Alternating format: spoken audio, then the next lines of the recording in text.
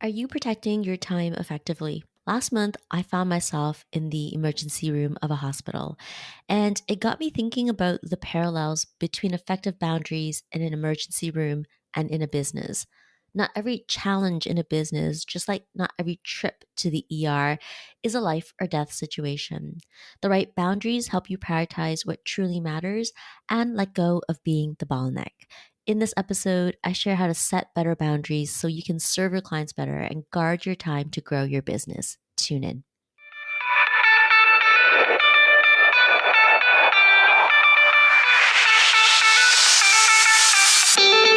Welcome to the Small But Mighty Agency podcast. If you're a marketer, a consultant, or a creative who's on the journey of growing from solopreneur to agency owner, follow along because I pull back the curtains on the realities of growing and running a scalable service-based business and building a lean team. I'm your host, Audrey Joy Kwan. I know what it takes to build an agency. Whether it's from solo to 3, 5, or 20, I've done it, including supporting an agency owner to sell and exit.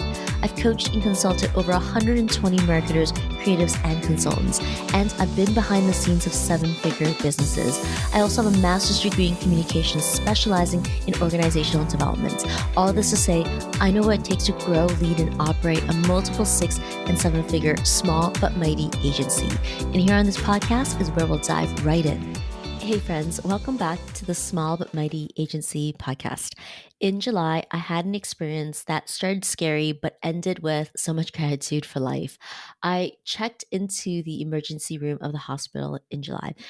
I've been to emergency rooms before, but this was the fastest I've ever been moved through, from nurse to blood test to doctor and then results.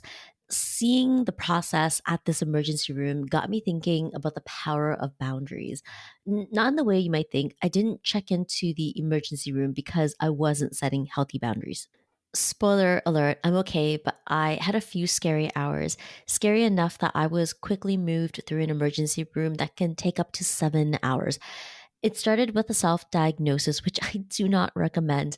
But long story short, I have a reoccurring shoulder injury from a very active lifestyle. I'm a runner and I lift heavy weights. It's not rare that I have shoulder pain flare ups. The pain started in the shoulder and it spread up my neck. And that made me believe I wasn't paying enough attention to my form during an exercise that I had been doing. But the first sign that it might have been something more was my chiropractor telling me there could be something going on in my neck other than muscle or soft tissue flare up. The actual alarm bells came when I could barely turn my head. It was stiff and I couldn't swallow. Alarm bells, right? In Canada, we can call 811, which is a nurse hotline.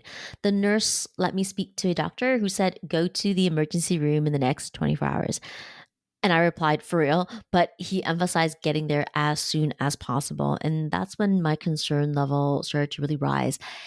And it just continued to get worse. When I got to the hospital, the nurse in the emergency told me I had potential signs of meningitis. I knew that meningitis was serious. I didn't know how serious, but I could really start to feel at that point my heart start to race. Next came the blood test. It didn't take long to get poked for the blood, but it was long enough for me to Google all things meningitis. Right in front of me was this article saying that this thing called meningitis can cause death, which explains why I was fast tracked through the emergency process. The excellent boundaries in a hospital emergency room help bring cases like mine with the potential for life and death to the top of the service list. What does this have to do with running your business? Think of it this way. If you don't have excellent boundaries, you're always putting out small fires everywhere, and you won't have the capacity to deal with the important life and business changing things that really push the business forward. If we're too busy addressing symptoms in your business, how do you find time to work on the root cause? You don't. If you have a service based business and are growing a team, you're likely not a stranger to the idea of setting better boundaries. But I often get asked, how do I set boundaries without worrying balls will get dropped? Let's take my experience in the emergency room as an example. Not every situation that goes through an emergency room is a life or death scenario, just like how Not every challenge, question, or emergency in your business will burn your business down. Boundaries help you carve out more time to work on change making strategies or projects. It also helps you set expectations with your team so you don't get or stay stuck being the person who fights the fires, approves all the things, and answers all the questions. I'm not a doctor or a nurse and have not worked in a hospital, so this is just a creative analogy based on my recent experience. I believe the nurse was able to put me on the fast track in the emergency room because she had clear boundaries on what required immediate attention and what did not. In my case, my symptoms suggested a real emergency. In a small business, everything can feel like an emergency that requires you, the owner, to jump in. More so if you don't have the effective boundaries in place. Effective boundaries require clarity on what needs to come to you and what your team is empowered to solve. Your team needs to know the permissions and constraints. You will stay stuck as a bottleneck if boundaries are not well defined.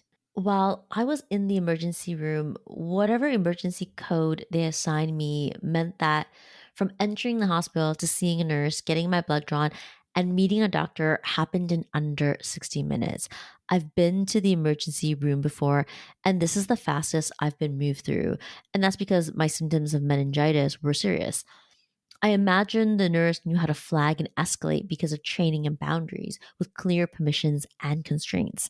These boundaries served me, the patient, better and protected the doctor's time so he could see the serious situations faster. Setting clear and effective boundaries in a business can help you serve similar objectives. It will help you serve clients better because you're training your team to address things without you, and it will protect your time to have a greater impact in your business. Clear permissions and limitations are how we structure boundaries for business owners. I explain permissions and limitations using the exercise of red, yellow, and green, like a traffic light. Red is a constraint or limitation. It identifies what not to do, when to stop, or when it is absolutely necessary to escalate to another person. Yellow are circumstances. For example, do Y only if X exists. And green means you have the go ahead or authority to make the decision. When you have clear permissions and limitations, you're on your way to better boundaries to help you and your team serve clients better by surfacing the urgent from the routine without you being the bottleneck. How can you apply the red, yellow, and green system to your business to set better boundaries? I encourage you to look at actions in your business where you find yourself stuck and feeling like the only person who can give answers. Then identify who in your business can support those functions and what red, yellow, and green permissions and limitations can help them be more effective. If you want to set better boundaries and processes and have an effective team structure, the power of clarifying permissions and limitations gets you closer. It helps you serve your clients better, guard your time, and protect yourself from being a bottleneck. On the topic of being a bottleneck, I have a free private audio event coming to you. It's all about breaking free from being the bottleneck. To access the audio event, click the link in the show notes or go to audreyjoyquan.com/break free. If you're a consulting, marketing, or creative agency owner still stuck in the it's easier to do it myself cycle, this is for you. I've thoughtfully curated a lineup you won't find anywhere else of 5 agency owners and leaders who found themselves bottlenecks at different stages and seasons of their business where, quote, just delegate, unquote, isn't enough. There's so much more to growing a business than just delegate. You'll learn what you have to own and what you have to shake to grow a business that isn't a ball and chain and break free from being the bottleneck. Get the details and RSVP at audreyjoyquan.com/break free. The link is in the show notes. It's a private audio event, so RSVP using the link for unlimited access to listen anywhere. It starts September 18th, 2023. As for my health, thank goodness it turned out not to be meningitis. The doctors did find a cause, and I'm 100% on the mend. So that's it for this episode, friends. Thanks for spending your time with me today, and I'll see you on the next one. Hey there, thanks for hanging out with me at the Small But Mighty Agency podcast. If you enjoyed this episode, it would mean the world to me if you hit the follow or subscribe button in your podcast app and share it with a friend. I'll see you on the next one.